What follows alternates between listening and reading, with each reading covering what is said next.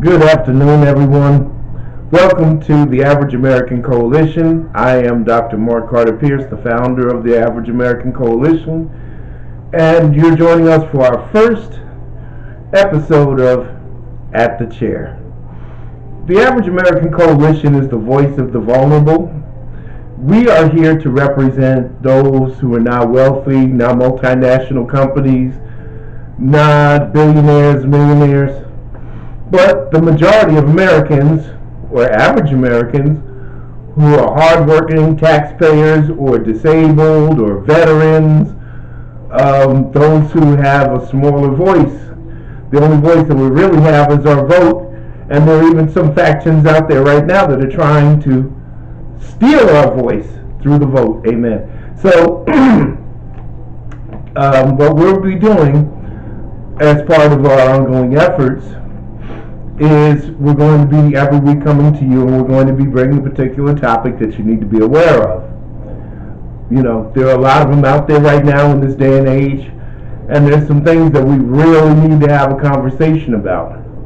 Our organization is here to do a couple of things. One of the things we want to do, as being the voice of the vulnerable, is we want to get petitions going. We're activists. We want to do things to move this country in a better direction than the direction that it's moving in. We're going to have conversations about racism, homophobia, pedophilia.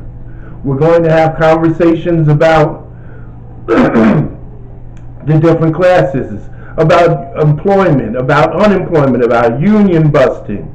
We're going to have a conversation about liberals versus conservatives. We're going to have all these conversations. They need to be had, and it's time that they were had. Because the bottom line is, right now, this country is not where it's supposed to be. And the last 4 years have brought it to a place where it never should have been. And also, I just want you to know, and there's a reason behind it, if you like what you're hearing and what you're seeing today, amen, what I'm going to ask you to do is go to our page and click on that subscribe button, and also hit on that little notifications bell. And there's a reason for that. We know that most of us average Americans, we're trying to budget what money we have. And what happens with YouTube is the more subscribers you have, you can become what's called monetized. And if you're monetized, then multi-million-dollar companies are going to pay you or pay us to put ads at the beginning and end of our videos. The more subscribers we have, the more people that they can potentially make a customer, right?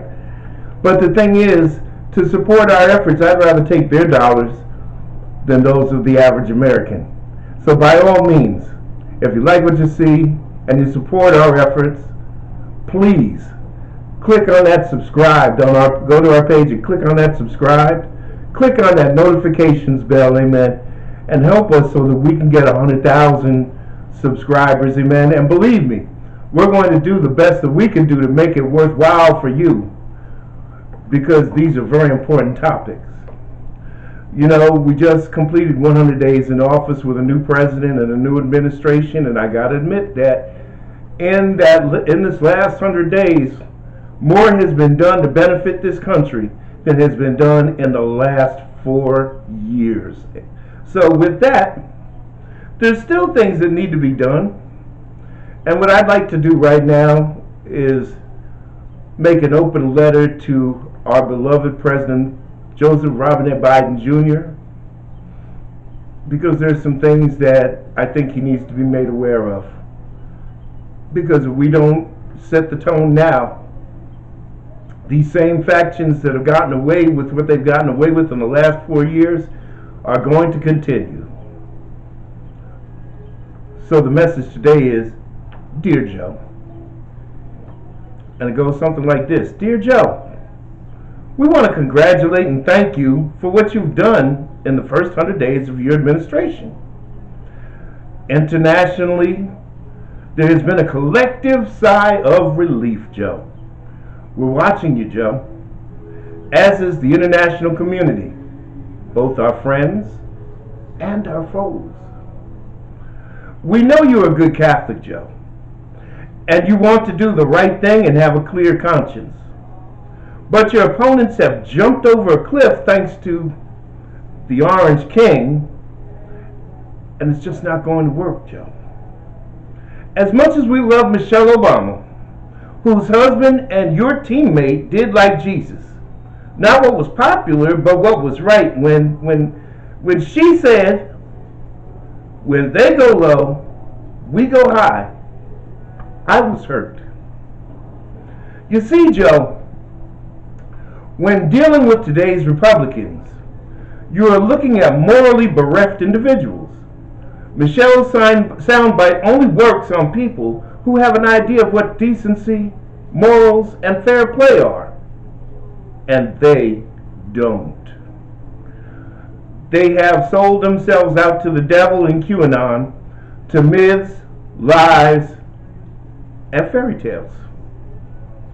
We know you promised bipartisanship, Joe. But when you're trying to work with a group who for 8 years embraced the my way or the highway style of negotiation, and do now while gaslighting the public and, watch this now, as they did when they said Obama hasn't done anything for you, which was a lie, because they blocked or refused to bring for a vote what he wanted to do for us. They blame you for not keeping your word, Joe. The days of playing with these GQP types are over, Joe. The average American wants and deserves better.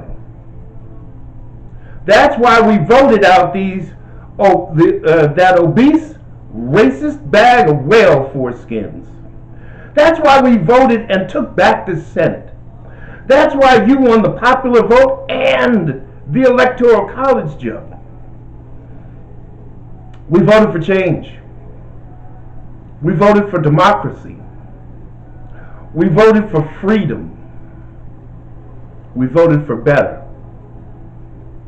And we voted against white nationalism, against bigotry, against misogyny, against autocracy, against hatred, against corruption, against neo-Nazis, against Trump, and by association, against Republicans.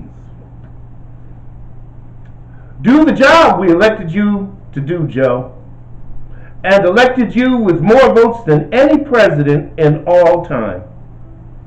And if you have to use reconciliation, you know, the same tool McConnell used to get Trump's tax scam for billionaire welfare through in 2017. If you have to do that to get H.R. 1 passed, to get the Families Plan passed, to get your infrastructure plan passed, make it so. We won't be mad at you, Joe. Because if you don't, you will allow these crooked Republicans to take us to the inaction that they created in the Obama days. That's right. They're already working on it. And we will be ripe for the picking of our enemies, Joe. Because Putin is watching. Kim is watching. Bolsonaro's watching. The Philippines are watching. Z is watching, Joe. Iran is watching. Everyone is watching. Everyone. Do what you must, Joe. If it will benefit America, and we will support you and have your back. God bless you, Joe, and Godspeed. Let me tell you one thing here and now. The Republican Party that you are seeing today, did you ever wonder why they call themselves the GOP? GOP stands for Grand Old Party. But see, they never took into account the party shifts that went along over the course of years. There's been about 9 party shifts. which essentially would come down to Democrats became Republicans and Republican had become Democrat, and it's going back and forth over the years. You see, the Republicans of 1863 were the Republicans that were in the North, and you had the Wags, who were known as who were basically the Democrats at the time. And yes, they were the slave owners of the South back in those days. They were the ones that wanted to secede from the Union. Abraham Lincoln had no great love for slaves, but what he wanted to do was reunite the country. And that's what he set out to do. And that's what he did by way of the Civil War. But see, policies changed. People changed. You know, it was the Republican Party that brought you Social Security. It was the Republican Party that brought you welfare. And then, some 30 years later, it was the new Republican Party of Reagan who started off this nonsense of trickle-down economy, which never worked, and there's proof of that. And Reagan speaking of welfare queens. Let's understand one thing perfectly clear right now. The Republican Party of today is not the party of Lincoln. They are not the brave, bold Republicans of the 50s and 60s. These are new Republicans. They have morphed and transformed into a crazy, greedy machine that's been on the move over the last 40 years. Did you notice? Well, I'm sure you didn't, but you know, Ronald Reagan tried these massive tax cuts too, but he was smart. When he saw that there wasn't enough money coming into the federal treasury, he actually cut taxes 13 times, but they won't tell you that. But it's a documented fact. Look it up. Every time in the last 20 years, actually 20 plus years, to be frank, when a Republican has been in office, the economy has taken a hit, and it took a Democrat to put things back in place. Reagan, Bush 41, destroyed the economy. Unpaid wars and an unbalanced budget. Along comes Clinton, and for the first time the budget's balanced, and we actually have a $500 billion surplus. Let me say that again. $500 billion, half a $1 trillion surplus when Clinton left office. And what happened? W came along and burned that up in a year's time. And then had 2 unpaid wars and an unpaid tax cut, and we had the Great Recession. And if it had not been for Obama, we would have had the Great Recession Part 2. But Obama brought us back. And then he tried to do more for the average American, you and I, not the billionaires. When he bailed out the big 3 automotive companies, he made them repay it with interest. Thanks be to God, because he also put money in people's pockets and started programs like Junker Clunker and the $4,500 trade-ins. The big 3 came roaring back and paid their loans, their bailout money with interest ahead of schedule. Obama did that. Obama did that. If you didn't know, in any branch of politics, whether it's a mayor, a governor, or a president, the previous administration's policies kind of run over into the new ones for a few months to a year. Sometimes in municipal situations, cities, it takes a little bit longer, it hangs around a little bit longer. Like in the city of Newark, New Jersey, the Prudential Center, which Cory Booker took credit for it at one point, But that was all Sharpe James, the former mayor. And the first 9 months, 11 months of Obama's tenure was plagued because we were still dealing with the fallout of George Bush's recession. But he turned the tide and he brought us back, and we were doing great. And when Trump lied, the other guy, he lied. Don't act like I'm saying something strange to you. He lied. I'm sure if you're one of his supporters and you just happened through this video, you don't believe that. Truth of the matter is, he lied. He lied. He said he created the economy. No, he didn't. He walked into an excellent economy. He walked into an economy that was booming because of Obama. He walked into it. When he said it was a disaster, he lied, and you believed it. The disaster was that every type of legislation and bill that Barack Obama put through the House, which was democratically controlled, and presented to the Senate, Mitch McConnell did not bring up for a vote. To this very day, Mitch McConnell has 400 plus bills sitting on his desk from the Obama era that he would not bring up for a vote. And those were bills that were designed to benefit us. Not the gigantic corporations that fill his pockets with lobbying money.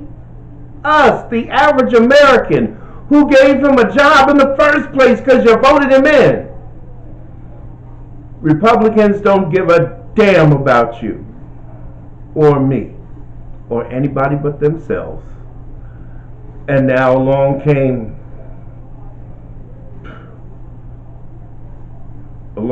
the former guy, Dildo Braggins himself, the narcissist in chief.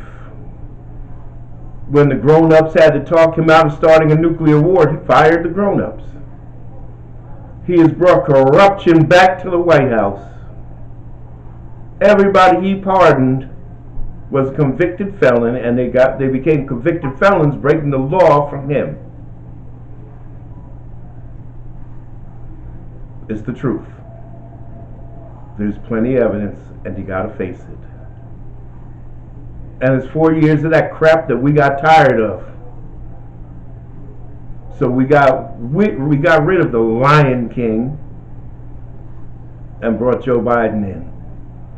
And by God, from the election night, inauguration night, I was impressed with him. He had every right, as soon as the inauguration was over, he had every right to go and party. Kamala Harris had every right to go party. The first female vice president, the first African American female vice president, the first Indian American vice president. Every reason to party. But you know what Joe did? He went to the desk and he started signing executive orders to start to unravel this mess that came from the hate pumpkin over the last 4 years, and he's still doing it. And we support you, Joe. We encourage you, Joe. We need you to do it, Joe, and make us that last great superpower. Because we've been a joke and a laughing stock for 4 years. But they're watching you now, Joe. Don't let us down. Don't let yourself down. Make it happen, Joe. We're behind you. And I thank you for spending time with us today here at the Average American Coalition. If you like what you saw, if you like what you heard, if you like what we're doing, by all means, hit that notification bell on the top. Subscribe to our channel. Help us get enough subscribers where we can get some monetization to help us with our efforts. Very soon, we're going to have an email set up for you. And if you want to become part of what we're doing, by all means, join us. We have a Facebook group called the Average American Coalition. We're on Twitter as the Average American Coalition. Hit us up, follow us. we're going to be drafting some upcoming petitions. Here in Texas, we have a problem by the name of Rafael Ted Cruz, John Cornyn. All of these Republicans that we have here, we've got to get rid of them. We've got to recall the ones at the state level, and we've got to get rid of the ones at the federal level. Louis Gohmert, John Cornyn, Rafael Cruz. It's time to send them to a well-deserved unemployment. Greg Abbott, Dan Patrick, Ken Paxton. After the botched foolishness of the winter snap that we had and the energy debacle that went with, where people died, it's time for them to go. And we will be sending out a petition on that very soon. And we need your help. We need those signatures. Stand with us as we do the best that we can do to make a change in America that benefits the average American.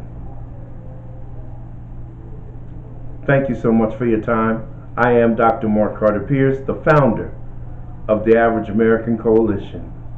God bless you, and God bless America. Be well, and see you next week.